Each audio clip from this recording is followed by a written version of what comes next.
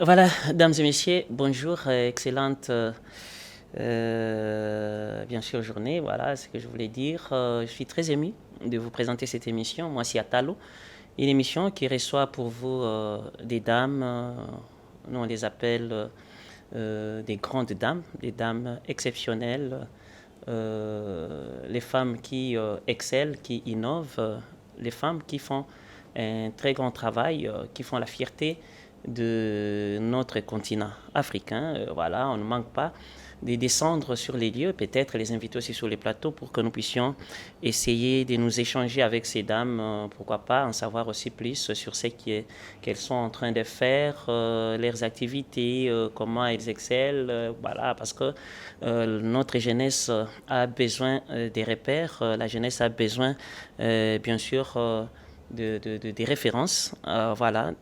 Nous sommes aujourd'hui dans les bureaux, donc on s'est déplacé, moi et l'équipe. Voilà, là je vois derrière la caméra déjà, merci. Kalumbo qui est là. On est dans les bureaux de Madame Pasteur Joël Kabasele et à qui je vais dire bonjour Madame. Bonjour. Vous allez bien, j'espère. Oh, Jésus fait grâce. Très ému de vous rencontrer parce qu'il y a longtemps. On a bien voulu vous rencontrer pour l'émission. Exactement, et c'est un bonheur et une joie pour moi également de partager ces instants avec vous. Voilà. La première des choses, d'abord, c'est vous dire félicitations parce que vous avez eu les prix de la femme ecclésiastique, d'après nous, une femme qui prêche bien. Ça existe aussi chez nous. Chez moi, Siatalo, c'est un trophée panafricain. Juste un petit mot par rapport au trophée Moissi Atalo, malgré que vous n'étiez pas dans la salle ces jours-là, le 12 décembre. Exactement, malheureusement, vraiment. Je n'étais pas là parce que j'étais en déplacement. Mais ça a été pour moi un trophée de défi et évidemment un trophée qui m'a ému parce que avoir la capacité de reconnaître les qualités ou encore les efforts d'une personne n'est pas donné. C'est quelque chose de particulier et j'aimerais jeter beaucoup de fleurs à cette structure qui a été capable de reconnaître la petite pierre que nous plaçons dans le royaume de Dieu pour l'édification du peuple de Dieu. Voilà, les téléspectateurs qui nous regardent, là, ils me disent déjà sur l'IDA, peut-être nous, c'est la toute première fois parce que nous sommes suivis dans tous les 4 coins du monde entier, aux États-Unis, via ACA, c'est-à-dire une chaîne émettant aux États-Unis. Ici, chez nous, il y a à peu près 3 chaînes qui nous émettent. Et on me dit non, est-ce que la dame peut essayer de se présenter? Je sais, elle est très connue, nous la connaissons. Nous, les Africains, oui, nous la connaissons. Et sur TikTok, c'est pas mon Instagram et qu'on sort dans nos télévisions et qu'on sort. Nous la connaissons très bien. Mais de vous-même, madame. Oui, je suis le pasteur Joël Kabasele. Je suis épouse, je suis mère. Et par la grâce de Dieu, je sers le Seigneur depuis quelques années pour accomplir une mission terrestre bien précise. Et j'espère par la grâce de Dieu que je l'accomplis. Comme j'aime le dire, la présentation de la personne du pasteur Joël est si simple que ça. Et pasteur Joël a combien d'enfants? Parce qu'elle vient de J'ai parler 3 enfants. 3 enfants. Par la grâce de Dieu, oui. Et on nous dit que Kabasele, c'est pas votre nom, c'est le nom de votre époux. Et votre nom, c'est? Oui, moi je suis Joël Gloria Mukumbi, Kaloumé du nom de mon père. Et bien sûr, aujourd'hui, je porte le nom de mon mari. Donc, Kaloumé a été remplacé par Kabasele, qui est évidemment le nom de mon mari. Les gens disent que vous prêchez tellement bien. Vous en êtes consciente aussi? Oh, vous savez, je veux peut-être vous étonner, mais j'ai appris pendant les petits temps que je fais sur la terre de ne pas trop me fier à ce que les gens disent, parce que les gens sont changeants. Et donc, je m'appuie beaucoup plus à ce que le Seigneur pense de moi. Je crois que je fais le travail du Seigneur sans négligence. Pourquoi? Parce que c'est quelque chose que je m'efforce à faire. Ça, au moins, je peux avoir l'assurance que c'est quelque chose que je maîtrise. C'est-à-dire, je travaille sans négligence. Mais pour le reste, ça dépend du Seigneur. Et madame a eu la petite formation quand même. Bien la sûr. communicabilité n'est pas facile. On peut avoir la matière, on peut avoir des versets bibliques, mais pour communiquer et faire comprendre aux gens, parce que vous êtes parmi les rares femmes qui sont très bien comprises. Gloire à Dieu. Très, très, très bien comprises. Gloire à Dieu, bien sûr. Les petits secrets. Bien, oh, le petit secret, bon, si vous m'amenez vers les secrets, ça c'est autre chose. Mais par rapport à la formation, évidemment, j'ai une formation en théologie. Je ne pouvais pas me lancer dans l'œuvre des dieux, malgré que je suis dans la chrétienté depuis mon enfance, mais je ne pouvais pas me lancer dedans sans avoir un certain bagage. Et donc, une formation en théologie. Et d'ailleurs, je compte aller plus loin parce que j'aime la connaissance. J'apprends tous les jours et j'aime la connaissance. Donc, par la grâce de Dieu, nous avons eu un bagage pour cela. Et papa aussi est chrétien? Oui, papa est chrétien par la grâce de Dieu, mon mari donc, j'espère que vous parlez de mon mari. Oui, parce que des fois quand on dit papa, moi je me perds dedans. Alors parce que j'ai un père, mon père est vivant. Alors je dis mon mari, oui, il est chrétien et par la grâce de Dieu, il est enfant de Dieu et nous servons ensemble dans le chant de Dieu. Et comment ça papa s'appelle déjà, les papas biologiques, comment il s'appelle peut-être? Le père biologique s'appelle Samuel Kitwa Ngombe. C'est mon père biologique. Ok, juste éclaircir quelque chose, parce qu'autrefois, nous on est dans les médias, ça fait j'ai des décennies déjà à la télé. Oui, il y a des moments où on nous disait, voilà, il y avait des débats, donc on nous parlait qu'une femme ne peut pas prêcher, une femme ne peut pas prêcher. Elle ne peut pas se mettre devant des hommes pour parler de l'évangile et consorts. Maintenant, là, ça bat son plein. C'est presque pas mal de femmes qui prêchent. Et puis, il y en a qui prêchent aussi plus que les hommes que vous êtes. Bon, excusez-moi, parce que je fais trop d'éloges, mais c'est une réalité. Je ne peux pas s'en passer. Un petit mot par rapport à ça. Est-ce que c'est vrai qu'une femme ne peut pas prêcher? Vous savez, s'il faut dire, si je faut répondre à votre question de manière claire et directe, est-ce que c'est vrai? Non, ce n'est pas vrai. Parce que si c'était vrai, on serait dans la désobéissance. Or, nous ne sommes pas, en parlant des femmes, dans la désobéissance. Mais c'est une question d'interprétation de la parole. Voilà pourquoi tout à l'heure, je vous ai dit, connaître le Seigneur, c'est bien. Et même si Jésus vous est apparu à un certain moment et vous a parlé du ministère, c'est bien. Mais avoir le bagage aussi, c'est important. La connaissance. Pourquoi? Parce que la Bible que nous avons, s'il vous plaît, n'a pas été écrite dans nos langues. La Bible que nous avons n'a même pas été écrite en français. Ce sont des traductions. Et les originaux ont leur sens. Et qu'aujourd'hui, il faut comprendre et mettre chaque chose dans son contexte. Sinon, si vous éloignez un texte de son contexte, on aura ce que nous avons aujourd'hui, des prétextes et des justifications. C'est-à-dire que le fameux verset que certaines personnes brandissent ont leur sens selon leur contexte. Quand l'apôtre Paul est en train de dire « Je ne permets pas à la femme d'enseigner », moi j'ai toujours dit, ce texte déjà veut révéler que la femme enseignait. Donc, on ne peut pas interdire quelque chose qui n'existe pas. C'est-à-dire que cette femme, parce qu'on parle des Corinthiens, elle enseignait.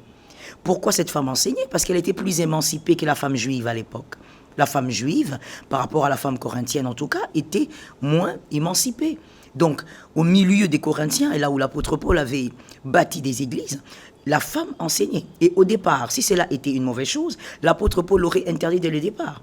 Mais pourquoi l'interdiction a suivi? À cause d'un désordre. D'ailleurs, le verset le dit lui-même. La suite du verset dit, il n'est pas bienséant. On dit, l'apôtre dit, il n'est pas bienséant. Donc, pour ceux qui peuvent lire en français, la bienséance n'est pas la divinité. Quand on me parle de bienséance, c'est-à-dire c'est lié à une moralité, c'est lié à une culture. Et donc, il était question de bienséance, de culture. L'apôtre Paul vient régler un désordre et puis il attache à cela une culture dont lui était. L'apôtre Paul était romain et juif. Il avait deux nationalités. Et donc, l'apôtre Paul est en train de parler d'abord d'un désordre qu'il y avait eu dans l'église locale de Corinthe, mais il y a aussi une affaire de culture, parce qu'il parle de la bienséance. Il ne dit pas, celle qui va prêcher va en enfer. Il ne dit pas, si vous avez ces versets, vous me le montrez, il ne dit pas, celle qui va prêcher va amener les gens en enfer. Ces versets n'existent pas. Mais il parle de bienséance. On ne peut pas lier la bienséance au royaume de Dieu ou encore la bienséance à la volonté parfaite de Dieu. La bienséance est une affaire culturelle. Madame, parlez-moi un peu de vos débuts, les débuts de votre ministère. Et puis c'était facile aussi de s'imposer, de se mettre devant les hommes pour parler et les convaincre. Et aujourd'hui, c'est je dirais une grande église, déjà des renom. Et ça a été facile. Comment et votre ministère est dénommé comment et voilà. Alors, ça n'a pas été facile, évidemment. Pourquoi? Je veux être sincère avec vous. Ça n'a pas été facile, non parce que le travail lui-même a été très compliqué, mais ça n'a pas été facile à cause de moi. C'est-à-dire, moi, en tant que personne, je ne voulais pas. Je ne voulais pas de ce ministère, je ne voulais pas servir Dieu dans ce sens-là. Parce que comme je vous l'ai dit, je suis né dans une famille chrétienne, mais non seulement chrétienne, moi quand je suis né, j'ai trouvé mon père pasteur, donc une mère aussi servant le Seigneur, donc moi je suis vraiment né dans l'évangile. Mais je n'ai pas voulu de ça à cause de ce que j'ai vu mon père subir. Donc j'ai servi le Seigneur déjà, très tôt, à l'âge de 11 ans, 12 ans, et j'ai donné ma vie au Seigneur à 15 ans. Mais mon problème n'était pas le service de Dieu. Je savais que tout enfant des dieux devrait servir le Seigneur. Mais moi, je ne voulais pas du ministère, parce que je connaissais leurs impacts. Je n'ai jamais voulu ça. Quand le Seigneur me l'a présenté, je l'ai refusé. Le Seigneur a insisté, et j'ai fui le ministère pendant des années. C'est pas quelque chose que j'ai embrassé à cœur joie, comme, excusez-moi le terme, je le vois aujourd'hui, les gens l'embrassaient avec, d'ailleurs même le chercher alors qu'ils n'ont pas le ministère, ben, courage à eux. Moi, c'est pas quelque chose que j'ai voulu, mais le Seigneur me l'a imposé. Et quand il me l'a imposé, eh ben, je me suis retrouvé dedans et je commençais à servir Dieu dans le ministère quand j'étais déjà mariée. J'étais déjà avec mon mari et j'ai commencé à servir le Seigneur. Alors lui était déjà aussi dans le ministère. Et comme évidemment il dirigeait déjà une assemblée, c'est dans cette assemblée que donc j'ai démarré mon ministère en tant que ministre de Dieu. Et c'est l'Assemblée évangélique Nouvelle Alliance, c'est le nom de la communauté. Ce n'est pas un ministère, c'est une communauté, c'est une église. Et donc c'est dans cette communauté que je sers le Seigneur jusqu'aujourd'hui. Donc le ministère pour moi n'a pas été une affaire compliquée à cause de l'œuvre. Le Saint-Esprit m'a soutenu. Mais c'était plutôt à cause de moi-même, à cause de ce que j'avais vécu avec ma famille, avec mes parents, les difficultés que mon père a eu à affronter, les empoisonnements et beaucoup d'autres choses. En tant que fille de pasteur, je ne voulais pas le vivre. Mais le Seigneur a toujours raison. Voilà, et je pense que notre petit thème d'aujourd'hui, mesdames et messieurs, vous qui venez de vous joindre à nous, cette émission a reçu pour vous Madame Pasteur Joëlle Kabasele. Donc nous sommes avec elle sur notre plateau, hein, c'est notre plateau, quoi que c'est son micro.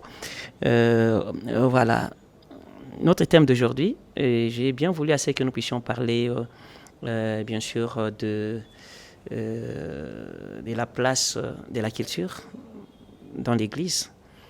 Mais on va y revenir tout à l'heure pour en parler. Mais juste une petite question que je voulais ajouter par rapport à tout ça. Les choses qui se passent avec les hommes de Dieu à la télévision, c'est un spectacle terrible. C'est justement que je voulais que madame puisse glisser à propos de ça.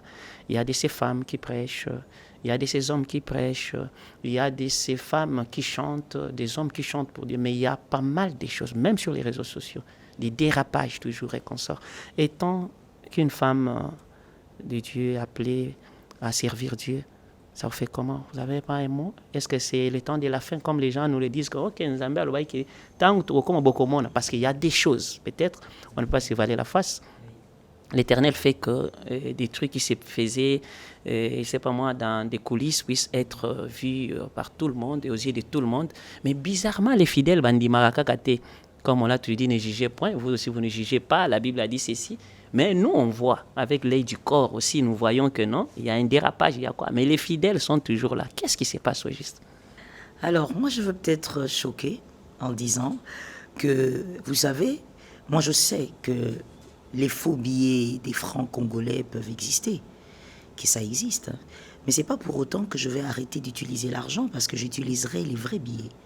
Ce n'est pas parce que les faux billets existent que je vais arrêter de croire aux vrais billets.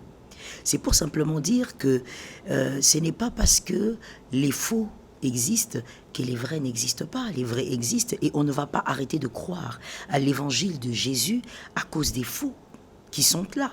Et c'est évidemment vrai. Si vous me demandez encore, mais comment je vois toutes ces choses, mais moi je vois ces choses avec l'œil de la connaissance, de la révélation de la parole de Dieu. C'est vrai, ce n'est pas nouveau. C'est vrai que quand les gens disent c'est le temps de la fin, ça semble être un slogan, mais ce n'est pas faux. L'apôtre Paul l'avait dit. Dans les derniers jours, les gens seront fanfarons, orgueilleux, amis de l'argent. Toutes ces choses ont déjà été prédites.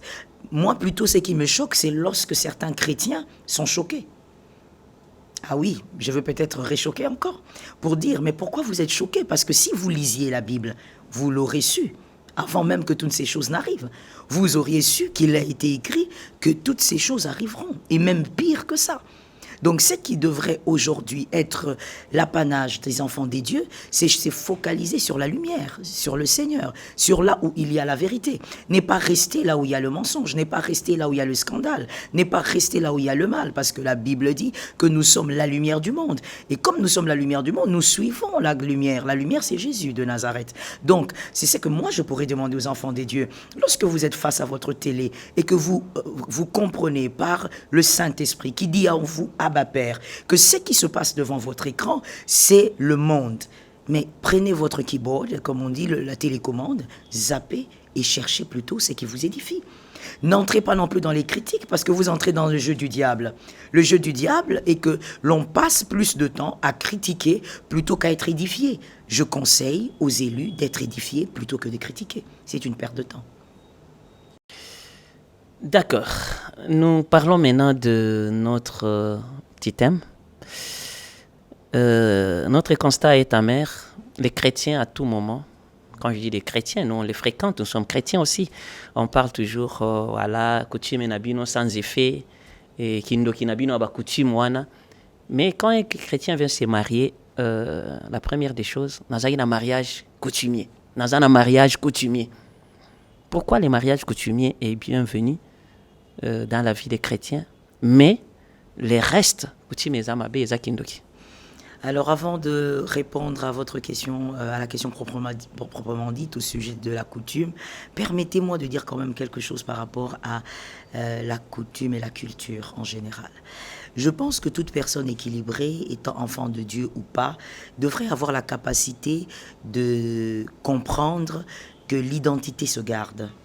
L'identité se garde. Nous sommes enfants des dieux, certes, mais nous avons une culture. C'est-à-dire qu'en tant qu'enfant de Dieu aujourd'hui, moi je parle de moi en tant qu'Africaine, je n'aurai pas la même manière de vivre qu'avec cette chrétienne chinoise. Nous avons la même identité spirituelle, mais nous n'avons pas les mêmes origines terrestres. C'est-à-dire, chacun a sa culture et nous gardons la culture qui nous rapproche de Dieu. Voilà ce que je voudrais préciser. Nous gardons la culture qui nous approche de Dieu.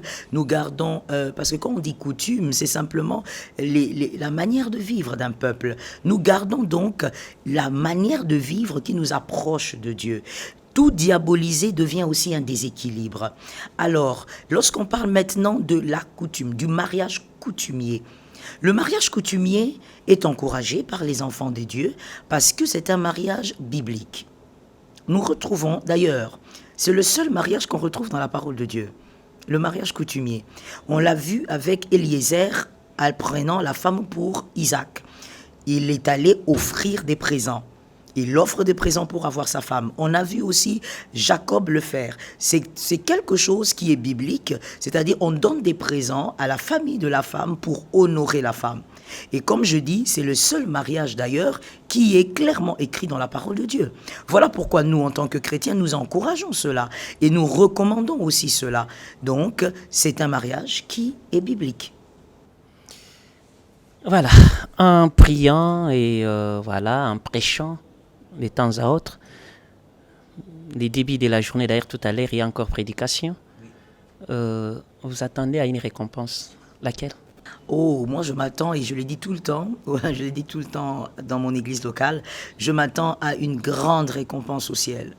Parce que c'est ce qui est écrit dans les Apocalypses, c'est-à-dire les œuvres bonnes nous poursuivrons dans les cieux et nous serons récompensés. La Bible dit Christ reviendra avec la récompense. Donc moi je m'attends à ça. Moi je ne m'attends pas à aller au ciel simplement parce que je suis enfant des dieux, j'ai reçu Jésus. Au-delà de mon ciel, j'attends être récompensé par mon maître que j'ai servi et que je sers sans l'avoir vu. On a toujours dit que la personne qui ne rencontre pas les diables sur son chemin, c'est-à-dire elle fait route ensemble avec les diables. Combien de fois mon pasteur a rencontré les diables? Et comment a été le combat? Qui a remporté? Alors, combien de fois, je ne sais pas si je peux compter ça, parce que c'est presque tout le temps, que nous combattons, et gloire à Dieu, l'apôtre Paul l'a dit, nous n'avons pas à combattre contre la chair et le sang, mais contre les principautés et les esprits dans les lieux célestes. Nous combattons tout le temps, mais par la grâce de Dieu, nous avons la victoire. Le combat d'ailleurs va au-delà, ça va même au niveau des fois de la famille. Il essaye de toucher à la famille, de toucher à la santé, de toucher à tout ce qui pourrait nous aider à être dans la paix pour servir le Seigneur. Mais notre force, c'est Jésus. Et vous savez, il est arrivé plusieurs fois que malgré ce combat, on n'ait pas la victoire directement, mais que Dieu permette que nous puissions servir Dieu dans le combat en persévérant, sans nous donner la victoire du jour au lendemain, mais en persévérant 2 ans après, 3 ans, et la victoire arrive finalement. Et donc, c'est un combat perpétuel, mais par la grâce de Dieu, la victoire est là. Madame a perdu quoi dans la vie? Oh, j'ai perdu quoi? J'ai perdu des personnes, j'ai perdu des choses, mais je crois que parmi les pertes les plus difficiles que j'ai eu à vivre sont les pertes humaines. J'ai eu à perdre des personnes qui étaient vraiment très chères pour moi. Ça n'a pas été facile pour que je garde ma foi. Et là, j'aimerais vraiment vous dire que c'est là que j'ai découvert qu'il n'y a que Christ qui peut vraiment restaurer et reconstituer ce qui a été brisé. Parce qu'en perdant ces personnes, j'ai été brisé. Moi, j'ai vécu, c'était le brisement d'un cœur parce que une personne est partie, c'est-à-dire une personne est morte. Je sais ce que c'est que de frôler la dépression. Voilà pourquoi aujourd'hui, quand quelqu'un est dans la dépression, moi, je ne dis pas tout de suite démon. Je sais ce que c'est, je connais cette vallée-là. Et j'ai vu aussi Dieu être le seul à me sortir de là alors que j'étais entouré des gens qui m'aimaient. Donc, ce sont les plus grandes pertes que j'ai vécues et j'ai aussi vu combien ça pourrait arracher votre foi. Et par la grâce de Dieu, j'ai pu remonter cette pente que je ne souhaite à personne, mais que je pourrais dire que Jésus est capable de vous restaurer, peu importe qui vous perdez sur terre. Et nous remarquons souvent dans les ministères, il y a des étapes, les thèmes que vous dénommez, que vous décortiquez. Et ça vient à partir de quoi des thèmes? On les donne comme ça au hasard ou inspirés par le Saint-Esprit? Et dites-nous aussi, votre ministère maintenant, là, il y a des prédications. Vous êtes sur quel thème? Et ça parle de quoi? Pour parler d'actualité. Exactement. Les thèmes proviennent toujours du Saint-Esprit. Il m'est arrivé plusieurs fois d'envoyer un thème à la secrétariat pour une préparation visuelle et entendre l'Esprit me dire « Je ne t'ai pas dit de parler de ça. Ne parle pas de ça. » Et donc, la secrétariat m'a déjà vu changer de thème même 4 ou 5 fois. C'est pour dire que des fois, l'intelligence veut prendre place, des fois, la connaissance veut aussi s'imposer, mais le Saint-Esprit nous rattrape toujours. Et je dis, pour moi, c'est une grâce que le Saint-Esprit me rattrape toujours pour me dire non. Tu fais ça et tu donnes tel autre thème. Donc c'est le Saint-Esprit et quand ça vient de lui, on voit les résultats. Vous voyez, vous pouvez faire des efforts parce qu'évidemment, nous avons notre part à faire, mais vous verrez l'œuvre de l'Esprit, vous verrez vraiment la main de Dieu. Et pour l'instant, l'Assemblée évangélique Nouvelle Alliance Campus Ma Campagne, c'est là où je suis pasteur par la grâce de Dieu. Nous sommes en train d'exploiter un thème tout ce mois. Nous parlons des années qu'ont dévoré les sauterelles, dont le Seigneur a parlé dans Joël 2, 25. Ok. Et si, c'est pas moi, tout n'est pas paradis, hein. Il y a toujours des critiques et consorts. Est-ce que Madame Pasteur a une oreille attentive aussi aux critiques? Et les critiques négatives aussi, vous les avez? Négativement, ceux qui critiquent négativement, bien entre sûr. Autres, ils disent quoi de vous? Bien sûr, bien sûr. Alors, je parle d'abord des critiques constructives, parce que ça, c'est ce qui m'intéresse le plus, en tout cas. Les critiques constructives, ça m'aide beaucoup. Voilà pourquoi j'ai vraiment une oreille dessus. Même lorsque ça vient de quelqu'un sur les réseaux et que ça m'arrive, vraiment, j'y mets mon cœur et j'y travaille en tout cas à la limite de mes efforts. J'y travaille, je le prends au sérieux parce que nous ne prêchons pas aux pierres, nous ne prêchons pas aux meubles, nous prêchons aux humains. Quand les humains vous reprochent de quelque chose de logique, de correct, et pour votre amélioration, quoi de plus normal que de prêter une oreille là-dessus? Donc, j'y fais vraiment attention. Mais par rapport aux critiques négatives, aux critiques, que je dirais quasiment des critiques blessantes, je n'aime pas trop les mauvaises nouvelles. J'évite d'écouter les mauvaises nouvelles parce que je sais combien ça peut impacter ou affecter le mental ou même le moral. Et moi, j'ai besoin du moral pour travailler. J'ai besoin d'un bon mental pour être une bonne bergère. Donc, je n'aime pas trop les mauvaises nouvelles. Je ne les écoute pas. Je me focalise sur les critiques constructives. Mais au sujet des critiques que j'ai déjà entendues, les mauvaises critiques que j'ai déjà entendues sur moi, oh là là, je ne pense pas que je pourrais tout vous dire ici parce qu'il y a eu du tout. Il y a eu des gens qui ont touché même à mes enfants, touché malheureusement à mon mari, il y a même ceux qui touchent à ma famille, c'est-à-dire mes frères, mon père. Donc il y a vraiment des gens qui ne font pas la différence entre reprocher une personne de quelque chose et toucher à sa famille, c'est-à-dire quand même à sa vie privée. C'est dommage, mais bon, c'est comme ça. J'ai aussi l'habitude de dire, on ne pourrait jamais empêcher les gens de penser. Chacun est libre de penser et à chacun d'avancer selon ce qu'il pense. Madame, à part la prédication, elle a aussi d'autres talents cachés que nous ne savons pas. Elle prêche bien, oui, nous le savons. Elle a fait la théologie, oui. Elle a la communicabilité, oui. La parole aussi, oui. Un français occidental, oui. Et quels sont les talents encore que Madame regorge? Oh là là, bon, les talents manifestés, je veux dire ça comme ça. Je suis écrivaine. Par la grâce de Dieu, j'écris beaucoup, beaucoup, beaucoup. Et par la grâce de Dieu, j'ai sorti 4 livres déjà. Le premier a été dédié aux femmes de l'Est de notre pays, donc la République démocratique du Congo, les femmes qui ont été mutilées, violées et autres, que d'ailleurs très peu de personnes reconnaissent dans le monde.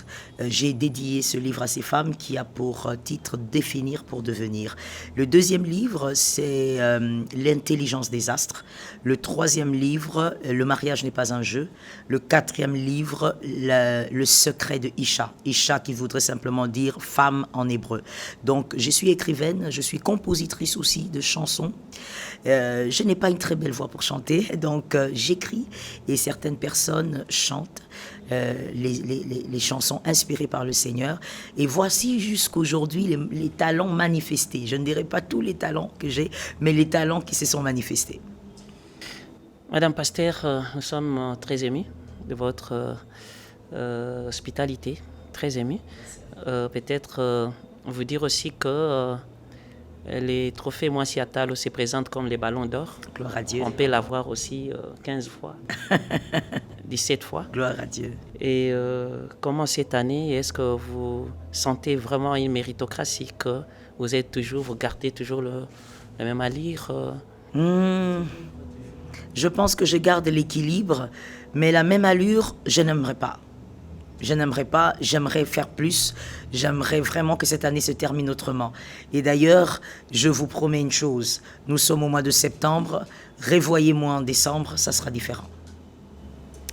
Voilà, les mots de la fin par rapport à cet entretien, et surtout nous vous disons merci d'avoir accepté de vous incliner au principe de notre émission Moissi Atalo.